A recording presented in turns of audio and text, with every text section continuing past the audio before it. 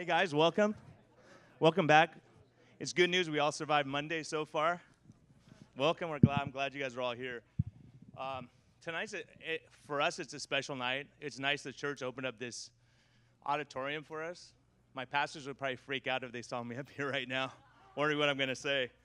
But it'll be a lot more comfortable. I've been uncomfortable in those seats a couple of times with some of the sermons I've heard. But you know what happens? You know, you kind of look around and realize, oh my gosh, they're talking directly to me.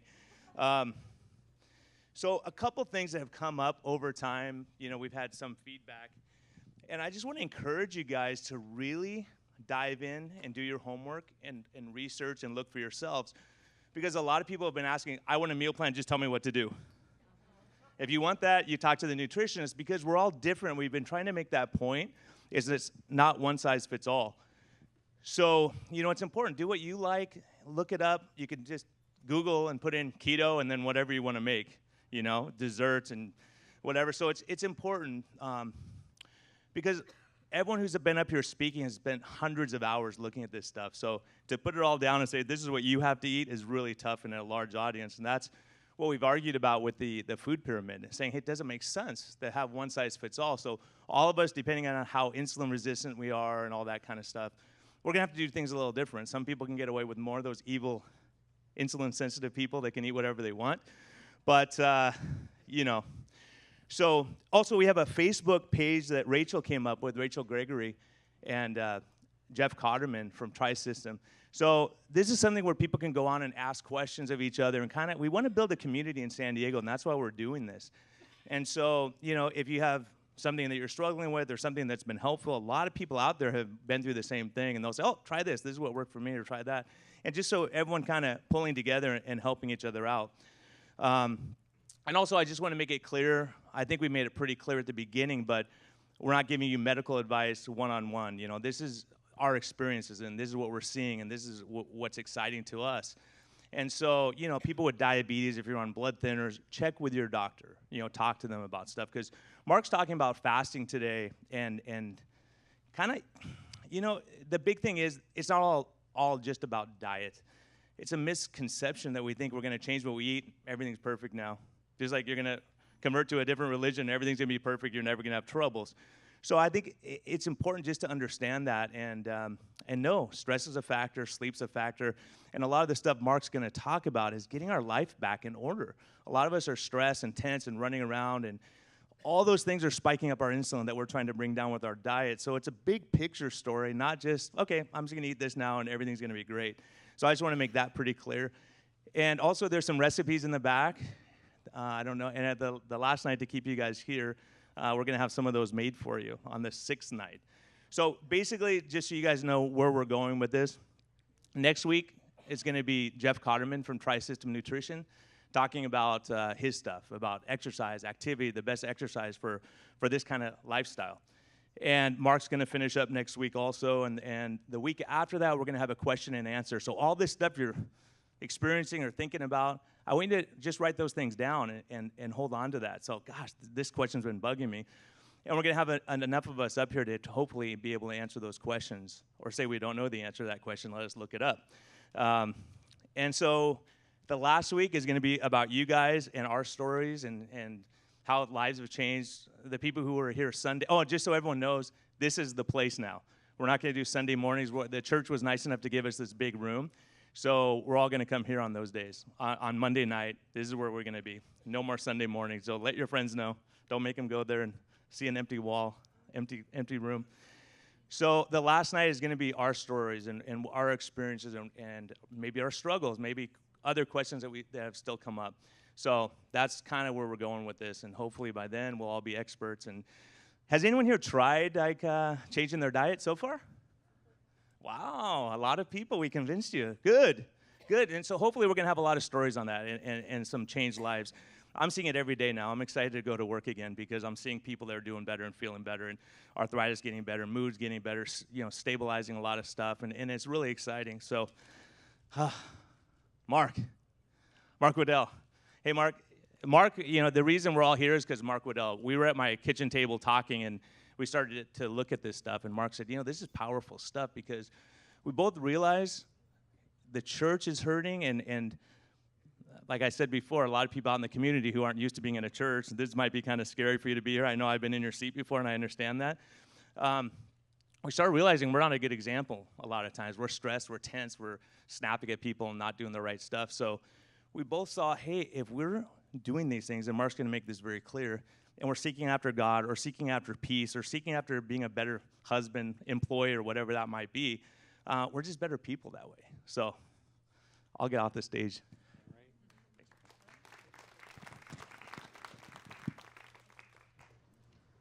Whoops. Well, anyway, we're on the first slide.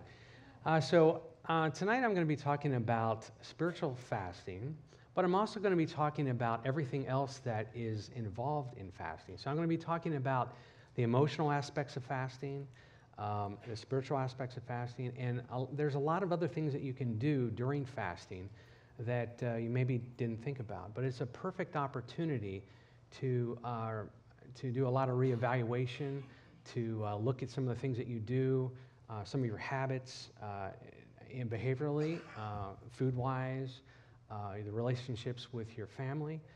It's a great reflective time. So I'm going to share about that. So next week, I'm going to be talking about the practical aspects of fasting. So I'm going to talk about how to set up a fast, how to plan for a fast, what to do, when you have a family event coming up, or someone stops over and wants to take you out or something, and you want to go out to eat. How do you plan for those kinds of things? So the social aspects, the physical aspects, how to prepare for a fast. What should you start doing a couple days before that would make your fast easier to do?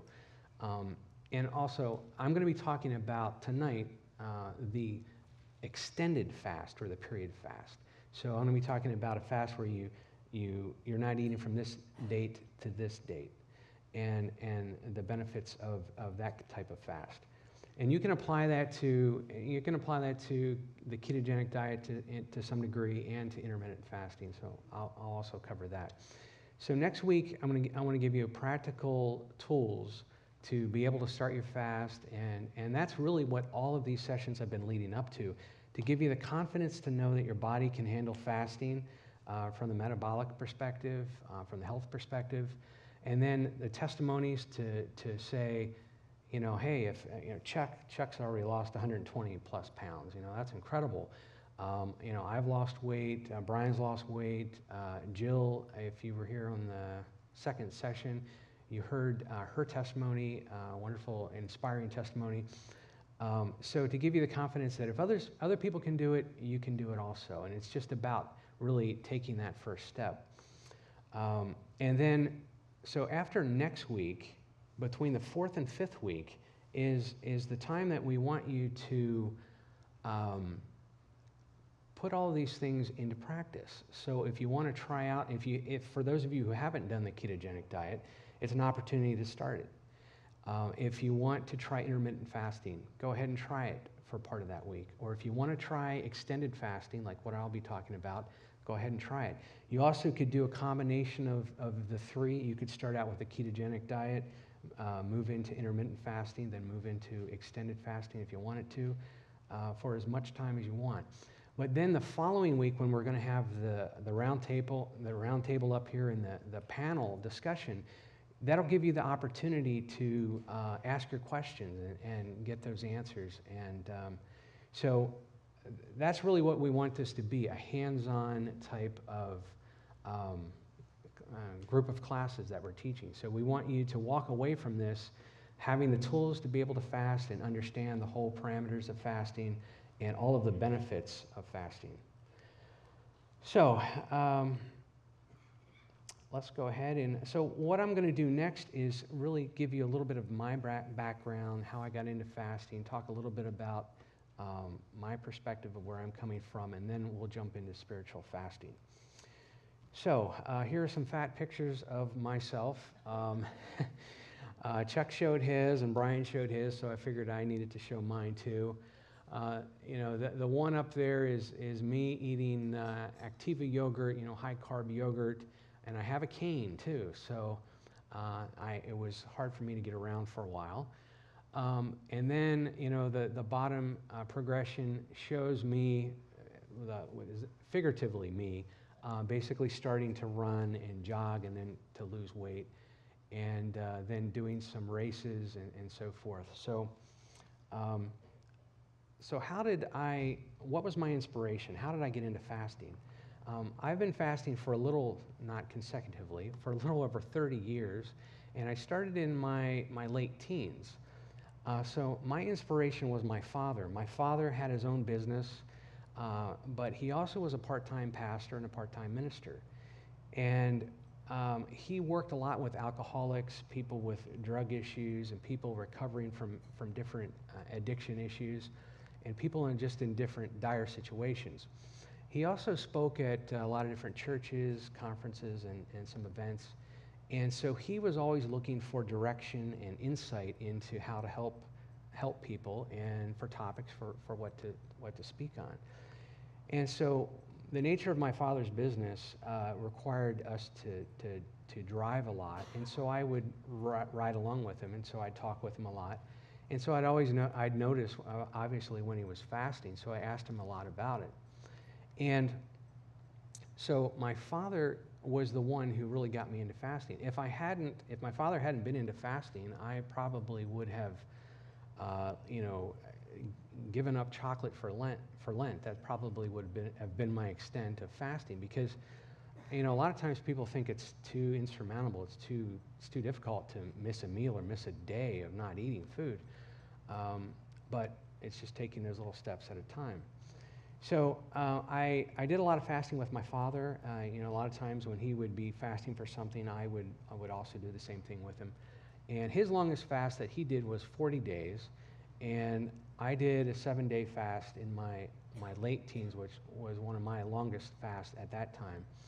And I wouldn't recommend doing a 40-day fast unless you have a lot of weight to lose, because my father started out with a bit of a pot belly, but by the time he was done, he was very skinny. And it was a difficult fast for him toward the end. But anyway, it was something that he wanted to do, and he did it. So my health. This kind of leads into what happened next. My father passed away about 10 years ago, and he passed away of colon cancer. And also on my mother's side, my grandfather passed away of colon cancer. So I had colon cancer on both sides of my family. And although my father did a lot of fasting, he didn't have very good food choices when he was eating. So that didn't help the situation. And so I really took a look at my life and said, I want to make a change. And some of these pictures you see up here are the pictures of me right before I made my change. And my lab work was going in the wrong direction, pre-type 2 diabetes, technically obese, sleep apnea, the whole 9 yards. Anyone can identify with that's gone through that. And so I needed to make a change. And about that time, I had read an article that said that people who regularly run can reduce their chances of colon cancer by as much as 50%. So I had ran in my teenage years and my early college years for soccer, and so that kind of interested me. And also about the same time, my wife began to start to exercise and to lose weight also. But we really hadn't made diet changes. Somewhere along the line, I can't remember when, but we started giving up carbonated beverages, which was helpful. We went from the sugar beverages to the diet beverages, and then eventually we got rid of them altogether. So that was a little bit of that progression. But we started to run, and we had friends here at the church that had two kids that were autistic, and so they invited us to a 5K down at Balboa Park. And my daughter and my wife did the 5K, and I sat and ate bagels with my son. But one thing that inspired me, though, is I saw the atmosphere there, and I saw people that were older than myself, in better shape, and they were, eating healthy foods, and they were running around sweating, having a great time. And I was like, well, if those people can do it, I can do it. And so when I turned 40, that was my heaviest time, and I was at least 230 or more. I don't know where I was, but I've lost a little over 50 pounds since then. And so when I turned 40, I decided I did one of those New Year's resolutions. And so I said, you know what, I'm going to start running. And it was really jogging and walking. And so I couldn't even run a full block. I couldn't even jog a full block. So I would pick, from this telephone pole to that telephone pole, or to this tree and to that tree, and then walk in between. And eventually, as the days went on, I would keep trying to push ahead my distance. And eventually, I was able to do the block in a mile and then a 5K. And I started, doing races with my wife. We did 5Ks and 10Ks. And we started doing half marathons. We did about 12 half marathons together. And that was a lot of fun, doing all the training, and we started losing weight. And then I did marathons, and then I got into ultras. And that was one of the taglines on the advertisement, which I was the ultra runner on the advertisement. But so I started doing ultras, and ultras are anything over 26.2 miles. So I did, my first ultra was 31 and a half miles, and that was up in Pine Valley in Noble Canyon. And it's beautiful, beautiful trails up there, very nice. And so I did a number of those, and then I worked up to 50 milers, which I did the Pacific Crest Trail, 50, and then a host of others. And the one picture, this one down here, is a picture of a 50-miler that starts out in the desert in San Diego County out in the east, and then works all the way up to Cuyamaca Peak, which is 6,500 feet. And so that took me about 14 hours and 20 minutes to do that one. So that was a lot of work. But one thing I learned through my journey through health and through running is I determined that my stomach didn't do well when I had any food in it. So I started training without eating anything, and then I would also run when I was doing my extended fast, and I also felt invigorated, and I didn't feel like I was being held back. So I started starting all of my ultras in a complete fasted state. And then I wouldn't eat anything until later in the race, and I would have like liquids, liquid carbohydrates. But I found that was very beneficial and very helpful, to my digestion, and I didn't have to, I answer the call of nature in the middle of the woods. So, and it also makes your body more fat adaptive, and so that you're burning fat as you're running rather than trying to take in glucose. And runners always call it hitting the wall, when you run into that wall where you run out of glucose, and then you got to either get some more glucose and get through that low blood sugar feeling. So that's a little bit about my running experience. And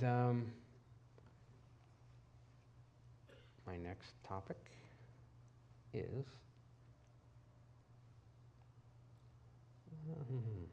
it's not advancing here. I can use this, I guess. Technical problems. Let's try this. Something is locked up here, Chuck. Something's locked up.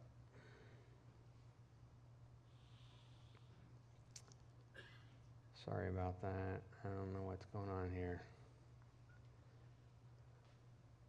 Chuck's coming to see what to do here.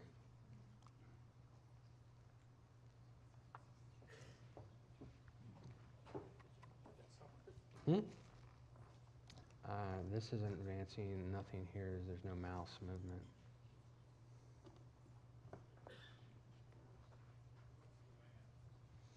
Yes, Chuck is the man.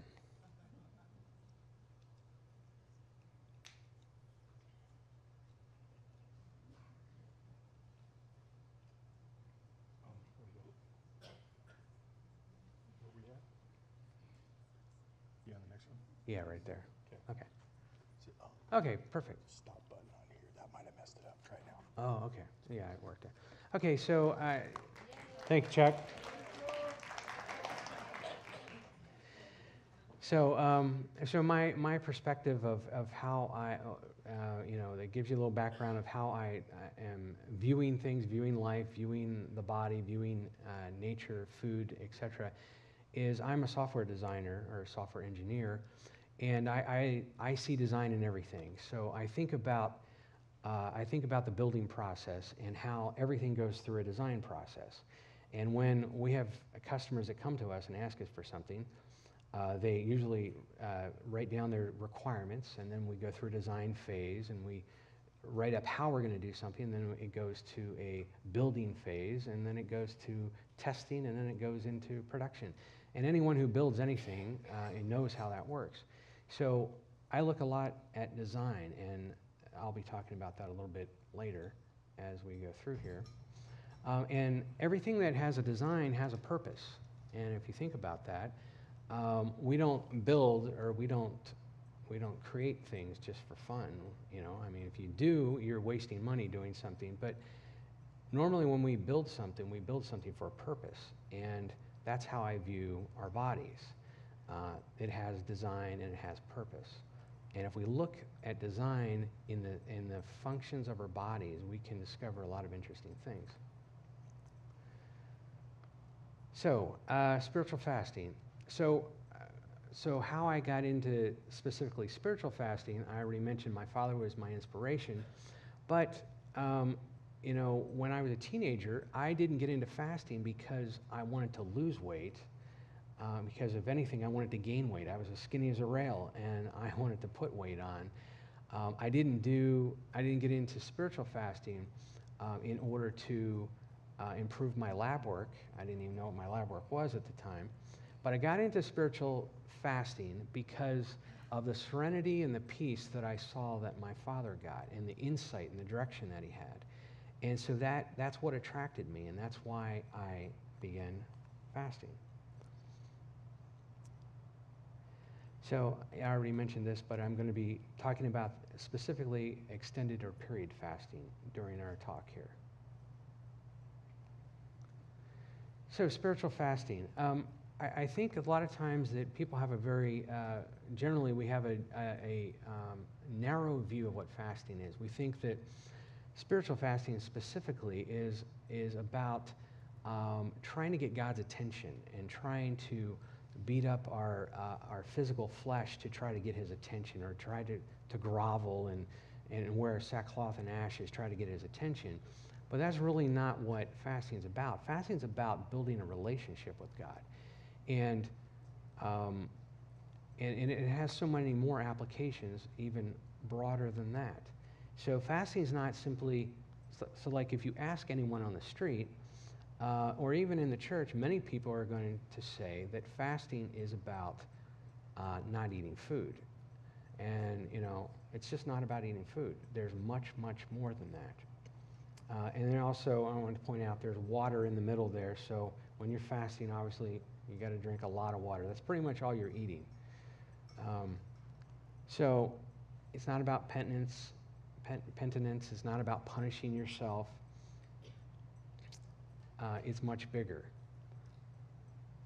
So the purpose of fasting can be explained through analogies. And I really like analogies because I see analogies, I see similarities and parallels between different things. And as a Christian, I believe God's the creator of all things. So the spiritual world, the physical world, our emotions, our bodies, and I like to look for comparisons and parallels between the two. So I'm going to share two major analogies that I think will paint a beautiful picture of truly what fasting is. And I hope that it's going to change your view of fasting when you think about fasting in the future. So the first analogy is the marriage relationship. And now I understand that not everyone has maybe had the best experience in the marriage relationship, and I understand that. And what I'm talking about is the ideal type of progression of the marriage relationship. So a marriage relationship starts out with searching for love, looking for love. And It's the dating phase, and uh, a single person is looking for a mate. They're looking for someone that's compatible with them, and someone who has the same kind of views that they have. And my daughter's 19 now, and she is right in the middle of this phase. And she's met a nice young man, and I really like him. And so there's possibility that they're going to be moving to the next phase. And so this is very fresh in my mind. And so the next phase is the engagement phase. And this is where we make that commitment, and we say to each other, we say, you know what, you're the one for me. And you know, after all the dating, after all the searching, I have found my true love. And forsaking all others, I'm choosing you. And so we make that commitment. It's not necessarily always a public announcement. I mean, people know about it, but it's not something which will come later. So the next phase, of course, they make the decision. Okay, so when they're in the engagement phase, they make the decision. They talk with a premarital counselor. They get advice. And then they pick a date, and then there is the marriage declaration. And the marriage ceremony is really a public announcement and a public declaration of the decision that they made earlier. And it is saying publicly to family and friends that these two people are going to be married, and exclusively they're going to be with each other. And after the marriage ceremony, all of the excitement and the parties and everything, the two run off to their honeymoon. They have a getaway. And their getaway is usually remote. It's further away outside of their local environment. So a lot of people, depends on their resources. Maybe they go to Hawaii or wherever, but they go for a couple weeks. And they leave their local environment, they go to another environment that is free from all the distractions, all of the other things in their life. And they spend time exclusively just with each other and focusing on that relationship. And that's really the launch pad of the relationship. So then, unfortunately, as many of you have been married, you remember coming back from your honeymoon and you wish that it wasn't over. And you have to get back to living life, and you have to get back to settling in and paying the bills and taking care of, taking the kids here or taking the kids there, or work and school or whatever is involved. And these things then begin to crowd into your life. And unfortunately, they have the effect of keeping the couple apart from spending time with each other. So the couple then begins to, kind of struggle, and, they're feeling a little distant in their relationship. And it's because of these distractions. So these distractions, I call them the DSDs. The first one, the D, is diversions. And DSDs are not necessarily all bad things, but there are things that divert us from spending time with the person that we want to have that relationship. So diversions can be, you can add more to this list, but work, projects, business travel, things like that take you away from spending time with your spouse. Kid-related activities, soccer games and taking them here, taking them there. Entertainment, sports. A lot of people are very into their sports, and so they spend a lot of time doing that and maybe not as much time with their spouse. Now, I'm not saying that sports are wrong or anything like that. I'm just saying it can be a distraction or a diversion. And then the S is stresses, planning for the future. What are we going to do now? We just started out our life together, and now, we're in an apartment now, and how are we going to get to a house? How are we going to be able to afford a house in Southern California? And, should we go forward and, advance our degrees? How are we going to pay the bills? And those kinds of stresses weigh down on the couple. And education, career. Where should we go next? Should we get an advanced degree? and then distractions. A new car, new toys, things that, a boat, whatever. Social media is definitely a time waster and a distraction. And hobbies and interests, things that take us away, that take time. For me, it can be running. And if I'm doing a big, long training run, I could spend 8 hours up in the mountains running, but I have to balance that out because I'm not with my family, I'm not with my kids when I'm doing that. So I have to make sure that I'm balancing that.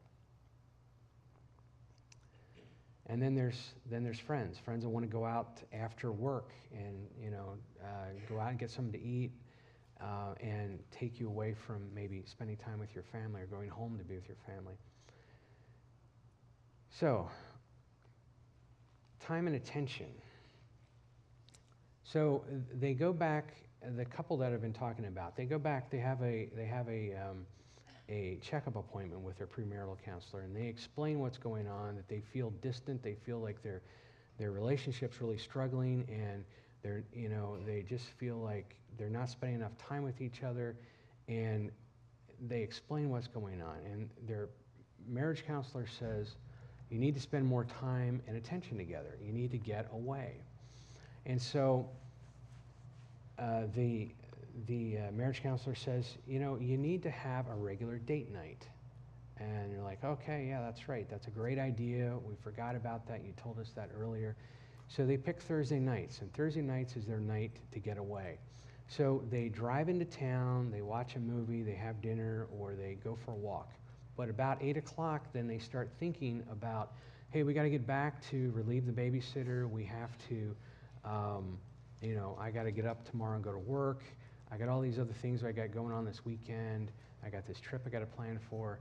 So they had a couple of good hours together, but the DSDs began to creep in the earlier part of the later part of the evening. So they continue this process for a while, for several months. Then they have another follow-up with their premarital counselor, and they explain what's going on. Hey, this worked a little bit, but we still need more time. It still isn't doing enough. And the premarital counselor says, well, you need to have a weekend getaway. That's really what you need. So now they plan a weekend getaway. So this time they drive, say, 2 to 3 hours up the coast, or they drive 2 to 3 hours up into the mountains, or maybe down to Ensenada. So they're moving further away from their local environment, and so they're leaving their DSDs even further behind as they go on this getaway. The other advantage of the weekend getaway is that it allows them to have more time to spend together. Because now when 8 o'clock rolls around, they're not thinking about what they have to do the next morning. They're not thinking about relieving the babysitter. They're not thinking about all the other chores or whatever they have, or responsibilities they have. They have an opportunity just to relax together and unwind. So they spend 2 or 3 days doing that, and so things are much better now. They're resyncing together, and they continue this for a while, and then their anniversary comes around, and they say, you know what, it would be a great opportunity. We had such a great time on our honeymoon. Let's plan something like this again. So they, months and months away, they plan out their anniversary getaway. This time, they actually fly to their destination. Rather than going 3 miles away or just driving into town, it's flying to their destination. And this time they're spending a week or 2 weeks, or depending on how much resources they have, time together exclusively.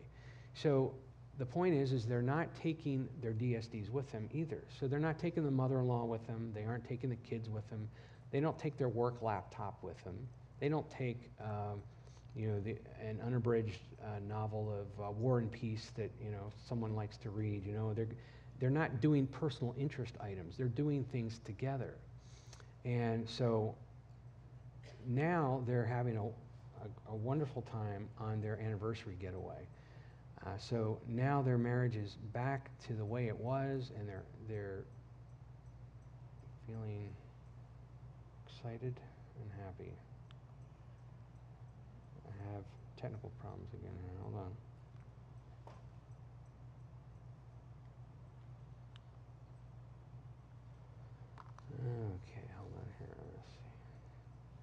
do what Chuck did.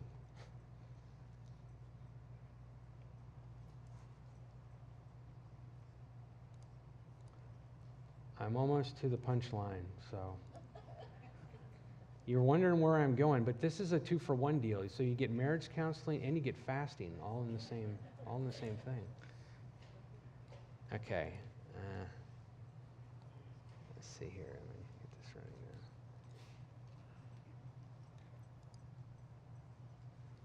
now. Okay. Let me get back to where I was. Sorry for the delays here. Okay. So the solution to their struggles in their marriage was time and attention. They needed to spend more time together. Okay. So now the second analogy, our relationship with God. And as a Christian, I'm talking about the spiritual aspects of our relationship with God. I also will be talking about the emotional aspects and some of the other behavioral things that we can do during fasting. So I'll be talking about that shortly. But our relationship with God. Our relationship with God starts out in a similar way. We start out looking for truth. If some of you weren't born into a certain religion, you maybe started out looking for different things. And in Christianity, we're Christians, so we believe Christ is the truth. So when you're looking through all these things, you come to the conclusion that I want to become a Christian. So it's part of that dating. It's equivalent to the dating phase in the marriage relationship. We're looking for truth. So we find truth, we find Christ, and we say, I make a commitment in my heart. I'm saying that I want to be a follower of Christ, and I want to be a Christian. So we make that commitment in our heart, which is equivalent to the engagement phase. And then we come to baptism. And baptism is the public event of saying that I made a decision for Christ quietly or inside before, but now I'm making a public declaration that I am now a Christian. I'm going to be a follower of Christ. We invite our family, our friends to it, and so everyone knows that we are a Christian. So baptism is the equivalent to the marriage ceremony itself. Both are public events. And then we see the honeymoon period. And this is not as defined as the honeymoon period in the marriage relationship, but there is a sense of euphoria after you come to know the Lord. And I know I experienced that myself, where you felt light, you felt like you're walking on air, you just felt joyous, and you just felt God's presence. And that goes as long as you spend that time with God. But eventually, you get distracted with all the things of life, and living life begins to creep into into the things that you do. So you spend less time with God. You skip your devotions. You maybe don't go to church because you're too busy, and then you slowly drift away. So it's not God that moved; it's us that moves. And so then our lives, our relationship with God can tend to feel distant, and we feel that, your prayers are bouncing off the ceiling, and you feel it's very religious and a rote process. So the DSDs, basically, the distractions, the stresses, and the diversions come into our lives. And so, when our relationship is in this state, and if you feel, that your relationship is distant with God, and you feel that, there must be more to this, there is a solution to it. And the solution is fasting. Because with fasting, and I'm talking about period fasting now, fasting is an equivalent to getting away with your spouse. It is basically, it's a getaway with God. That's really what fasting is about. It's not about just giving up food and, kind of trying to punish yourself. It's about getting away and spending time with God. So just like in the marriage relationship, you go away and you spend time with your spouse exclusively. You've removed the DSDs from your relationship so that you can spend quality time with that person. It's the same way it is with God. You have to actively remove those DSDs from your life so that you can spend time with God during that fast. So here's some more parallels between the two scenarios or two analogies. Both have a dedicated time period. So when you go on a getaway with your spouse, you tell work, you schedule your vacation. From this date to this date, I'm going to be out. Don't bother me. You know, John's going to cover for me while I'm out. If there's any problems at the office, and you make arrangements. You know, you have the pets taken care of. The kids are with grandma or whatever. So you make arrangements. And in both cases, you're away from your locale, your local environment. So, with your spouse can only be at one place at one time. So when you're at work and she's at work, or one of you's at school, or one of you's with the kids, you can't spend that time together. So that's why you have to go away to spend time together. With God, you don't necessarily have to go away to spend time with God, because 1 Corinthians 3:16 says that God's presence dwells within us, in our hearts. So we don't really have to go away. We just have to reduce the DSDs in our lives so that we can clearly hear God and focus on Him. And, Revelation 3:20 basically says, I stand at the door and knock, and if anyone will hear my voice, I will come in and eat with him and he with me. So basically, in order to hear God's voice, we have to lower the volume of the DSDs and remove those distractions, that noise from our lives, so we can spend time with God and actually hear what He's saying. So one of course, the most famous fast found in the Bible is Christ's 40-day fast, which is found in Matthew 4. And his fast, this scenario, or the story of his fast, is very interesting in comparison to the analogies I just talked about. So Christ was, right before he turned 30, he went and was baptized by John the Baptist. And it was a public event. After he did that, he went away into the wilderness. It said this, God's Spirit drew him into the wilderness. And he had to get away with his Father. So after he was baptized, just like it was in the marriage scenario analogy and in our relationship with God scenario, after baptism, he had a getaway with God. And at the end of that 40 days, that time with God, then he faced temptations. Then the DSDs, in a sense, came in and tried to tempt him. So it's interesting when you see that parallel, you can kind of see that pattern even in the fast that Christ did for 40 days. So some of the things that you can do during a fast, and I'm talking about a period fast again. So I think these next couple slides are very practical and things that you can do. Even if you aren't a Christian, or if you're a Christian, there's a lot of beneficial things that you can do. So reflection, direction, and clarity. So clarity is one of the things that I really enjoy about fasting, because you have an extreme mental clarity when you're fasting. When you are feeding your brain those ketones, your mental sharpness is very incredible.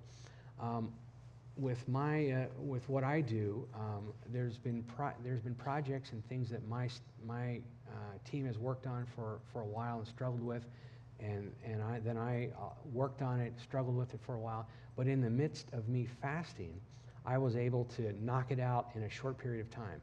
Everything just came to me just really super clear. And I find that very frequently when I'm fasting, I can solve problems and math or programming or whatever that I really struggled with before. And it's because your mind is not so distracted. Your body's not spending all that time digesting food. And you know how it is when you eat a real high carb meal and what happens afterwards? You want to sit on the couch and go to sleep because your body's just like, ugh, you know? So the mental sharpness is a very marked trait. And you don't have the brain fog. So reflecting about your past, your present, and your future. So when you have time during your fast, when you're not eating, when you have limited some of your personal interest items, let's say you're not watching TV. TV is usually a big time waster. Or maybe social media. Maybe also and I'll be talking about that next week, about choosing the things that you're going to choose not to do during your fast. And so if you're not going to be doing these things, you have a lot of extra time. And it's a perfect time when you already have mental clarity to sit and reflect about your current situation, your current state. What do I want to do for the future? And reflecting on things in the past. Maybe things that you need to fix or change. Seeking guidance, insight, direction, looking for breakthroughs through prayer. I can tell you that over my experience of fasting, that the spiritual highlights in my life have all had something to do with fasting.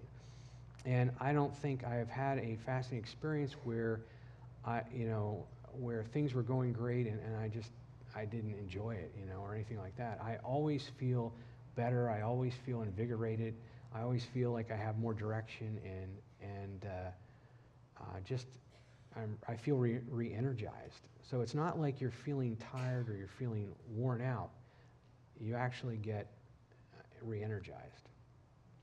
But looking for guidance in this area and praying, as I mentioned earlier, you have the clarity, but you're reducing your DSD so you can hear clearly. You're not as distracted by all of the other distractions. And then another thing that I do on a regular basis is journaling. I journal when I fast specifically because I always get some kind of insight. And it's always good to write it down because it's like having one of those dreams in the middle of the night, or you wake up in the morning, you're like, I had this wonderful dream, and then you want to tell your family about it, and then all of a sudden it kind of like fades away. And so writing down insights or thoughts or ideas is a really important thing to do. I've done that throughout my fasting experience, and I find it very helpful. So then looking at your values and your priorities is also a great thing to do, and this really involves your DSDs. So here's another definition of fasting when in relationship to values and priorities. Fasting is taking something of value and placing it aside in order to pursue something or someone of a greater value. That's really what fasting is about, because you're saying, you are important to me. Although these other things are really important, I'm going to put them on the side temporarily so that I can spend time exclusively pursuing you and exclusively spending time listening and communicating with you. That goes with our marriage relationship, and it goes with God. So, that's what we do when we go on a vacation, a getaway with our spouse. We're saying all of these other things, I love the kids and I love your mother-in-law, but we're not going to take her and them with us on our getaway because I want to exclusively spend that time with you. So when we do those things, we communicate value to the other person. And fasting gives us that opportunity to do that. So during our fast, we will, it's a great time to reevaluate those things that we consider valuable. Because when you think about it, not everything that we do is valuable. When we just go through the motions of life and we start doing things in a rote process and a robotic process, we have a habit, we come home, we sit down, we watch TV, we eat food, and, talk and do whatever, and go to bed. And we have a certain pattern that we follow on Saturdays or Sundays. When you're fasting, you have the opportunity to reevaluate all your patterns because you have disrupted your patterns.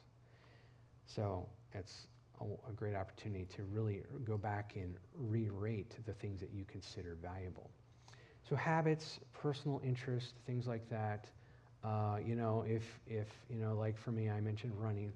If you're a professional golfer, for example, and you make money off of golfing, and golfing is a great thing to do. But if, thought it was my phone. So if you, if you like to golf, but you spend so much time doing it that it takes away from other valuable things you should pursue, then it doesn't mean you can't golf. It just means you have to reassess that and maybe cut that back a little bit. And by doing all these things, with reevaluating your priorities, it communicates that you, whoever you're, either with your spouse or with God, that you are important to me. Because during this time, I am going to put these things on the side so I can pursue you. So cleansing. Cleansing is also one of my favorite parts of fasting because it helps you get rid of the clutter. It helps you get rid of the junk. So not only do you get rid of the physical parts of fasting, you're losing weight. You are losing the heavy weight that holds you back from being mobile. And Chuck has mentioned that before, how he could, in his testimony, how he could barely, go from here to there without huffing and puffing and running out of breath, and not being able to do certain things that some other people can do because of his weight. And so cleansing allows us to do that. But so if you look at these pictures, and these are pictures of hoarder houses, if you don't give your body the opportunity to cleanse, if you think about what your body looks like on the inside, no one wants your body to look like, no one wants a house like that, and no one wants a body that looks like that on the inside. So the cleansing part is a wonderful benefit of fasting. Physically, it comes automatically, but emotionally and spiritually, it's something you have to engage your will in. It also allows your body to repair. When you're not eating, your body is not digesting, it's not doing anything, so it takes a break so that repairs can be made. If you look at the bottom picture down there, that's a guy changing oil in your car. And you have to get the oil in your car changed on a regular basis. You have to change your transmission fluid. You have to have a tune-up for your car. Because if you don't, it's not going to perform well. It's going to break down. So you have to when you take a break, you can then repair, and that's what your body does physically. Also optimizing the performance of your systems. Maintaining and cleaning out the clutter allows your systems to operate more efficiently. And then spiritually and emotionally. So unforgiveness, bitterness, and resentment, those are kind of like emotional cancers. And if you don't deal with those eat away at you. And they are kind of like the clutter that you see up there. Those are the things that weigh us down and they kind of restrict us from moving forward because we can't get past something that happened in the past. We can't move forward. And so dealing with those things is a very important thing. And those things will become much clearer to you when you're fasting, because some of the emotional noise in your mind is quieter, and you can kind of see things more clearly. Like, oh wow, that's right, I didn't think about that. I've been holding that for so long, and I just need to deal with that. So some of these things, of course, are maybe things that you need a counselor to help with, or maybe a pastor or someone to help with. But it's a great time to look at those things and evaluate those things. So I just want to say something about conviction. Conviction is good in the sense that dealing with issues in our lives, conviction has a lifespan, and conviction brings us to a point of reconciling either with a person or with God. And it's that little feeling we have, when we know we've done something wrong. And it goes away after we confess, after we reconcile with that person. But guilt and shame is not. Guilt and shame comes from the enemy, and they're bad DSDs. It's all the stress, it's all the noise. The enemy's goal is to weigh you down physically and emotionally. He doesn't want you to be mobile at all. He wants you to have a life that looks like that room. So I just want to make that point that guilt and shame, the enemy wants to play that broken record in your mind. After you've gotten rid of something, you've dealt with it, you've confessed it, the enemy comes in and wants to throw that back on you, to remind you of your past failures, to remind you of play that record that says, if you failed here, you're going to fail now. If you didn't follow through with that, you're not going to make it now. So God wants to liberate us. God wants to give us mobility, and the enemy wants to give us, make us immobile. So that's that about guilt and shame. And then another important part about taking a break when you're eating, fasting, doing an extended fast, is that it gives your body an opportunity to take a break. So when you're doing ketogenic diet, it's a great diet, and you're in ketosis, that's great, but you're still eating food. When you take an extended fast, you're not having any food in your system at all, and it gives your body an opportunity to clean everything out, to do all the cleaning, it gives it some downtime. It's just like when you go to a website and you see one of those signs that says, sorry, we're down for maintenance, I'll be back in a little bit. Well, they have to take the site down in order to apply patches or fix bugs and to make it better. The same thing with your car. When your car's in a repair shop, you can't drive it. It's taking a break. So that's just a point that's a really good point about fasting. So behavioral issues. So physically, there's our food habits in our lives. Foods hold on us. How do we deal with the patterns of eating that we have? Do we, we have cravings for donuts or candy or whatever. We have habits of sitting in front of the TV and when we watch sports games, we have a habit of eating. Re-looking at those habits and addressing them. And the great thing about period fasting is the further that you get away from the time that you start to, the further that you move away, you begin, those cravings and those desires lessen as you move forward. So it gives, they're weaker. So you can make those decisions easier when you have time away from eating. So they have less of a hold on you.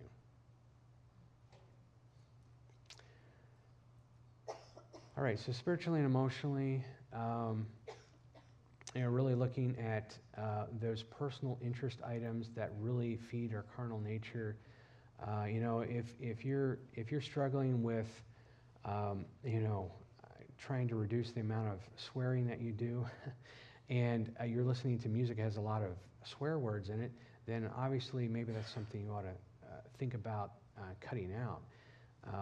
So just looking at those kinds of habits, things that would feed your carnal nature. So other bad habits like depressive thoughts, anxiety, or fear, those are kind of the dark thoughts that try to keep you from moving forward. And dealing with those things, sometimes you need, like I mentioned before, you maybe need a counselor or maybe you need a pastor to help with those things. But looking at those things and dealing with your past and your emotional issues is a very helpful thing to do when you're in the middle of doing a fast. And it's really just about changing your view of, some of it's just changing your view. So if you're always discontent and you're always feeling unthankful, practice on being thankful for what you do have, not what you don't have. So in summary on these items, there's a lot of things that you can do it's just not about not eating food. There's a whole lot of other things that you can do with your behavior, with cleansing, with changing your patterns, and you can improve your health, but you can also improve your emotional and your spiritual life also. So there's many self-improvements and opportunities, and it's a great opportunity to do that when you're actually fasting. The important part is, though, engaging your will. So with the physical aspects, if you are already fasting, the weight starts coming off, your blood work improves, you have all of those other things that happen by design because that's the way your body works. But when it comes to spiritual things and emotional things, you have to engage your will. They don't happen automatically. You have to actually make a choice to improve them. So a key success factor, I think that one of the key success factors is really not trying to have a make fasting a religious duty. I'm talking about from the spiritual aspects. Because this is about building a relationship, not adding another religious duty to a list of religious things to do. It's not like, you have a checklist where you're saying, okay, I did my devotions, I prayed, I fasted, and I'm done now. And now, I did everything God wanted me to do, but, so now God needs to bless me or whatever. So it's not about that. It's about the relationship. So if your relationship is dry, dull, and seems distant or boring, then you need to engage your heart. Jesus, when he was here on earth, he had a lot of, he had harsh words to say about the religious people of the day. He basically said that, you guys are like whitewashed tombs. You look great on the outside, but inside you're full of a rotting mess. And he also said that you follow the rules, but your hearts are far from me. And so engaging your heart is an important thing to do from the spiritual perspective when you're looking at fasting. So express your emotions to God, because God is the creator of your emotions. And, emotions, of course, have to have a balance, but somewhere along the line, I think we got to the point where people would think that being too emotional is not good. Well, there needs to be a balance, but we can't be devoid of emotion either. So if your spouse disconnected emotionally from you, that would really impact you. You would really feel that. And if we have just a religious and a rote relationship with God, that is without engaging our heart, without expressing our emotions to God, it is holding back from God. So if you want a dynamic walk with God, if you want a exciting, vibrant relationship with God, you have to engage your heart and you have to express your emotions. God is the creator of emotions. And Jesus didn't have good things to say about religious people. I already mentioned that part. But emotions have to have a balance, but I just want to remind people that God is love. God is, the creator of love. So in 1 John 4, it talks about, let us love one another, for love is of God. It also says that, later on in the chapter, it says God is love. And then in 1 Corinthians 13, which is called the love chapter, and at a lot of weddings, this is, a lot of people will recite this, but it talks about doing a lot of religious things for God, but it says if you don't have love, then you're like a clashing cymbal or a banging gong. I paraphrase that. So it means that if we do all these things for God, but we don't have love, if we don't have the emotion of love involved, then it's kind of a worthless thing that we're doing. So engaging God in love and with our emotions is a very important thing to do. So we don't want to have a religious relationship with God, because A religious aspect is really horizontal. It's talking to other, it's just relating to other people about God, but it's not acknowledging God that's in the room. And a relationship with God is more like a vertical relationship where you're actually talking to him and you're actually acknowledging him.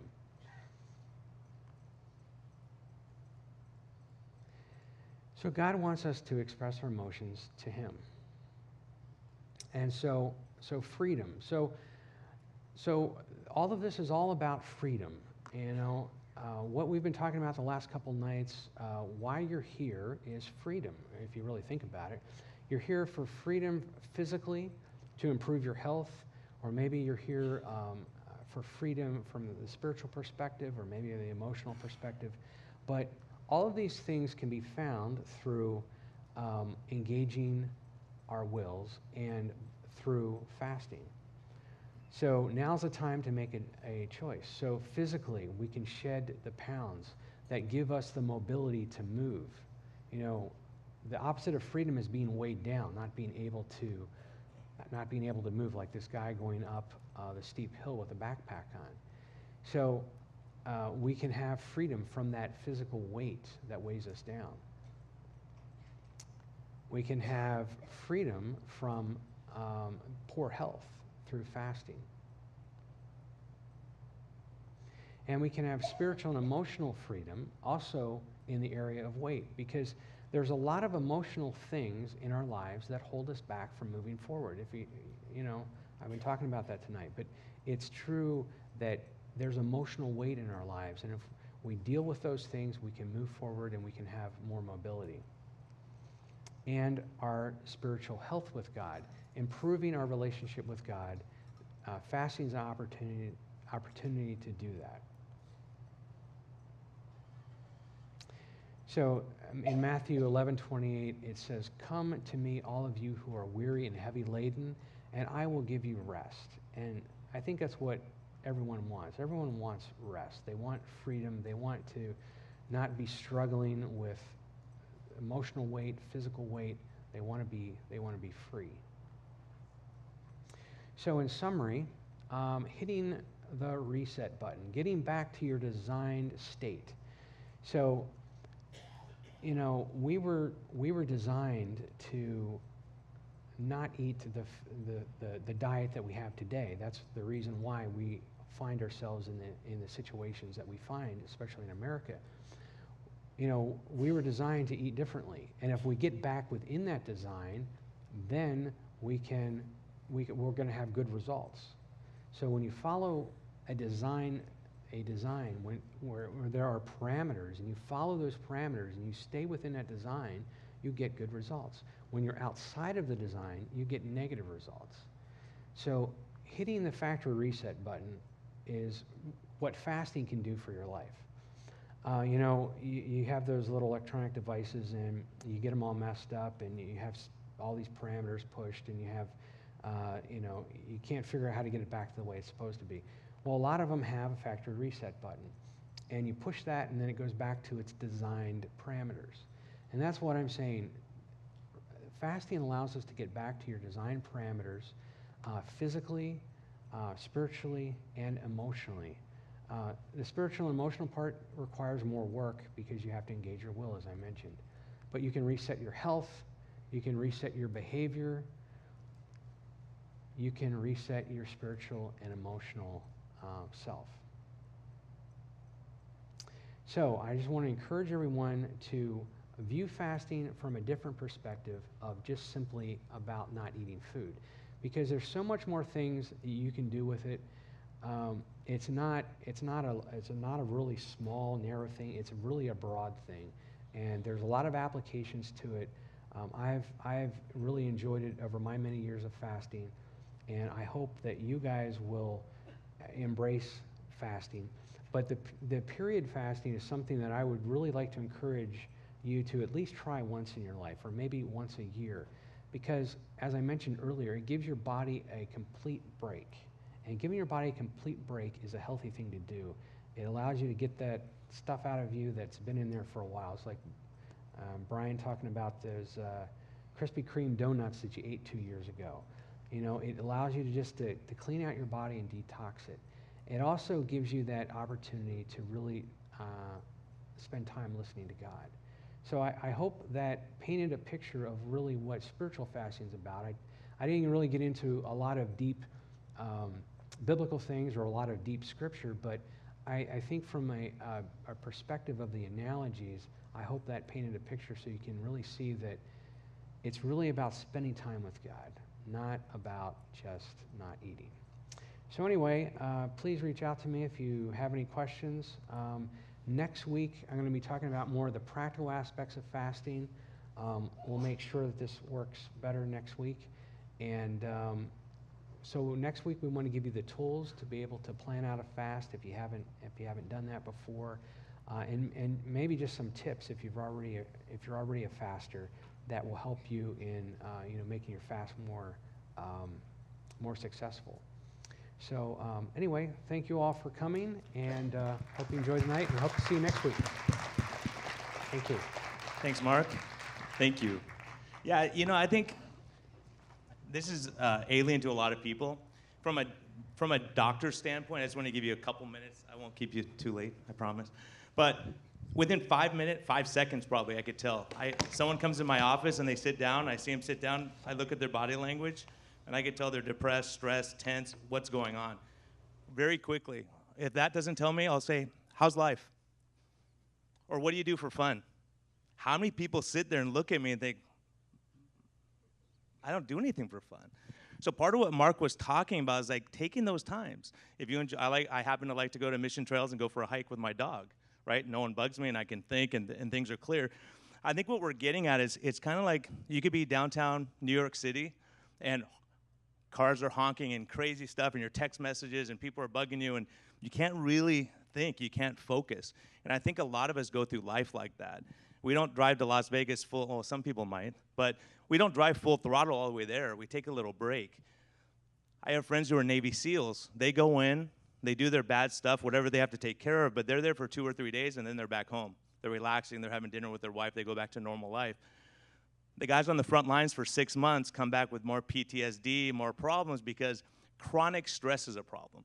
So if we don't find that place of peace, I know this building, I've come in here a lot of times stressed and have the weight of the world on me. As soon as I walk down here and sit down and see friends, the weight of the world's off my shoulders. So I think a lot of us walk with that constant tense and stress and all this stuff, and we have upset stomach and headaches, and we want a pill for each of those things. And I think sometimes just taking a breath, taking a break, thinking what you enjoy, what your passion is, whether it's collecting I have people that collect rocks and they love it. They go and find, they go, look, this is a rare rock. I'm like, great, it's a rock, right? But to them, it's a passion. And so for a lot of us, we just have to realize what that is in life and just having those quiet moments.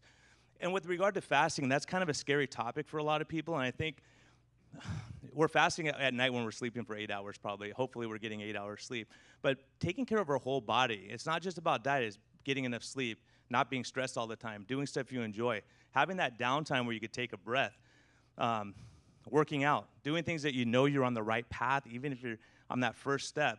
Like Chuck taking the first step when he had a lot of weight to lose, you think, how do you even start? How do you even start? Like, you're going to lose 30 pounds and no one will notice. When I lost my first 20 pounds, not one person said a thing. I'm like, man, oh man, my pants are looser, but no one said anything. So I think it's one of those things. It's a journey. It's just taking that path. And, I have a lot of people asking, they're stressed. They go, I lost 2 pounds this week. What should I do? Relax. Take it easy. Understand the process. And next week, Jeff Cotterman, you come on up for just a minute. I just want to introduce you guys. He's going to run because he's a fitness guy, of course. He has to show off for us. So Jeff's going to be talking about that and sharing some testimonies of people. I've seen some of his pictures, and it's remarkable. So I think figuring out what your passion is, what you enjoy, enjoying life, reaching out to those things, and looking at your stress level, looking at the tension. I tell my patients this all the time because I see the problems. When we do mission trips to Vietnam, El Salvador, wherever, my translator by the end of the trip will know. I'll look at him and say, what do you think? They'll say, it's stress-related. They know like that, right? Because people are under stress, and you could see it, you could feel it. You guys know when you're tense and you're stressed and you have all this stuff. So I think it's really important to be able to take a breath. And one of the things is fasting helps you with that a lot of times. People feel a calm and a peace. And I think doing a ketogenic diet with a high-fat, low-carb, when you start cutting that sugar and that addiction out, people just do a lot better. So I'll hand over to the master for next week. So my name's Jeff Cotterman, and I'm a licensed master sports nutritionist by trade. And before that, I was in the Marine Corps, and I was lucky enough to go to flight school. And for the first couple of months of flight school, we learned everything about the plane. We learned how the engine worked, and all I want to do is fly. So next week, we're going to fly. So next week, we're not going to talk so much about how it works and why it works and the benefits. We're going to say, here's what you do to get results, not today, but tomorrow and the next day. And within a few weeks, you're going to see profound results. Within a few days, you're going to actually feel results of this program. So let's take that plane for a ride and actually fly it next week. So you've done all the practical stuff, you've learned the science, you've listened to the doctors. Now we're going to learn from the tools. My other nutritionist, clinical nutritionist Rachel, has given you tools, and we're going to combine this stuff. And by the end of next session, you should know exactly what you need to do to reap the benefits of everything we're talking about up until this point. So thanks. I hope to see you next week. Thank you, guys. Get out of here. No. Go on. If you have stuff to share, really, if you have pictures before or after, stuff like that, go on that Facebook, because we want to just build this community. That's what we're here for. So thank you guys for your attention. I know it's a heavy topic and a difficult topic, so we appreciate your attention. And don't forget the fifth week we're going to be answering a lot of questions, so keep those questions and ask us. We're going to have a lot of experts up here who can answer those things. So thank you for your attention tonight.